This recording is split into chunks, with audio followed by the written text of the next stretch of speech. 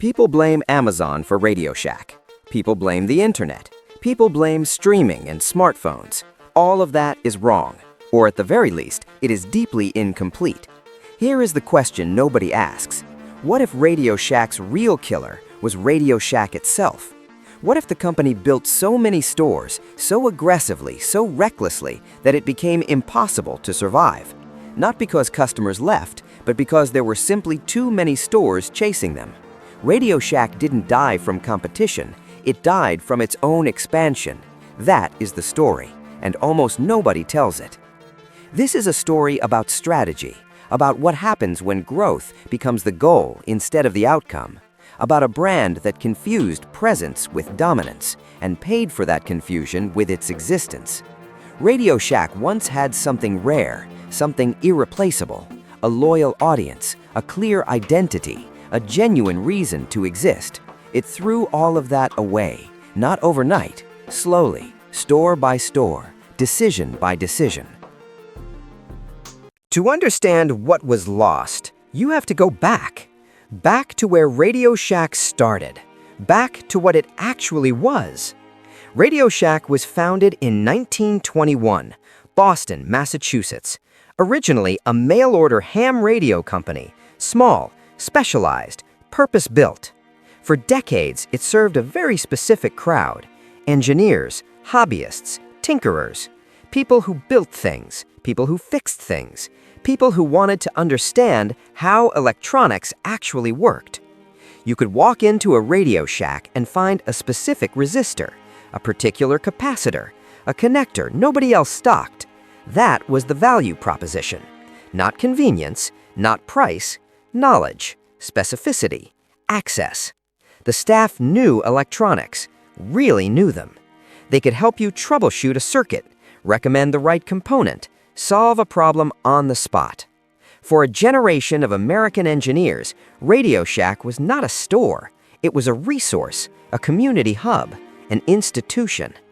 By the 1970s and 1980s, Radio Shack was genuinely dominant in consumer electronics retail. Tandy Corporation, its parent, was expanding the chain steadily. The model was working. The identity was clear. And then came the ambition. The ambition that changes everything. The ambition that rewrites the story. Not with a single bad decision, but with hundreds of small ones. Each one individually justifiable, collectively catastrophic. Somewhere in the 1990s, Radio Shack's leadership made a decision. The kind of decision that seems logical at the time and catastrophic in retrospect. They decided to expand aggressively, not modestly, not carefully, aggressively. At its peak, Radio Shack operated approximately 7,400 stores in the U.S., 7,400 locations in a single country.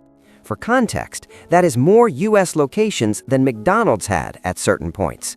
Think about what that means physically. There were Radio Shack stores in nearly every strip mall, in nearly every shopping center. In some malls, multiple locations, not in different wings, literally adjacent, competing directly. Management had a theory. More stores meant more reach meant more revenue. It sounds reasonable until you apply it to a niche brand. Radio Shack was not Starbucks. It was not a daily habit. People didn't buy resistors every morning. The customer base was specific. The purchase occasions were infrequent. More stores didn't create more customers. It just divided existing ones across more overhead, more rent, more staff, more cost, with the same total demand. The math was always going to fail. It just took time to show.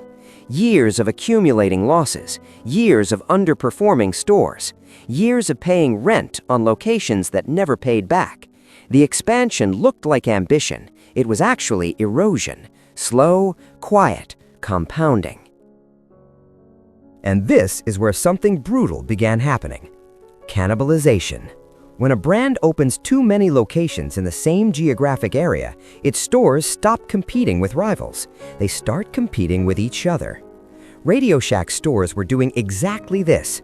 A customer in suburban Dallas now had 3 Radio Shacks within miles. Not 3 reasons to buy more, 3 places splitting the same wallet. The revenue that one healthy store could have generated entirely was now sliced into thirds, each location underperforming, each location carrying full overhead, each location needing staff, needing inventory, needing rent paid every month. The unit economics were deteriorating, not because the brand was dying, but because management had diluted it, spread it impossibly thin. This is a well-documented retail phenomenon. Strategists call it market saturation. When your own footprint becomes your own competition, you are no longer expanding, you are cannibalizing. And Radio Shack was cannibalizing at a scale that was almost unprecedented in American specialty retail. But the expansion wasn't the only mistake. It ran parallel to something deeper, something even more damaging, an identity crisis. Radio Shack began shifting its focus away from components and electronics, away from the engineers and hobbyists, away from the people who built things, toward mobile phones, toward cellular contracts, toward wireless accessories. The logic seemed financially sound. Mobile phones were high-ticket items. Carrier contracts paid commissions. It looked like revenue opportunity. But here is the problem. When you sell mobile phones, you are competing with everyone. Walmart, Best Buy, carrier stores, the Apple Store, Amazon. Every single major retailer was selling the same phones, the same carriers, the same plans. Radio Shack had no price advantage, no exclusive product, no reason to be chosen over Best Buy. Meanwhile, the core audience noticed. The engineers walked in and found fewer components, less technical depth, staff who knew contract plans but not circuit boards. The shelves that used to hold hundreds of specialized parts now held phone cases and chargers, items available everywhere, at better prices, delivered to your door. The people who had loved Radio Shack felt abandoned, because they had been. Here is what the data shows clearly. Radio Shack's customer loss was not primarily driven by Amazon. Amazon became a serious factor only in the late 2000s and into the 2010s, but Radio Shack's structural problems were baked in well before that. The store count peaked in the 1990s. The identity shift began in the 1990s. The financial pressure from saturation was building long before Amazon had a single physical warehouse anywhere near most Radio Shack customers. This matters enormously, because the Amazon narrative lets the real decisions off the hook. It frames the failure as inevitable, as a consequence of technological change that no retailer could have resisted.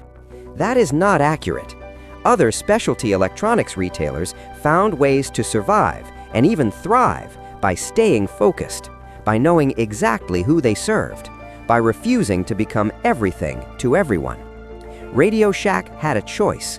It chose growth over identity, and that choice is the story.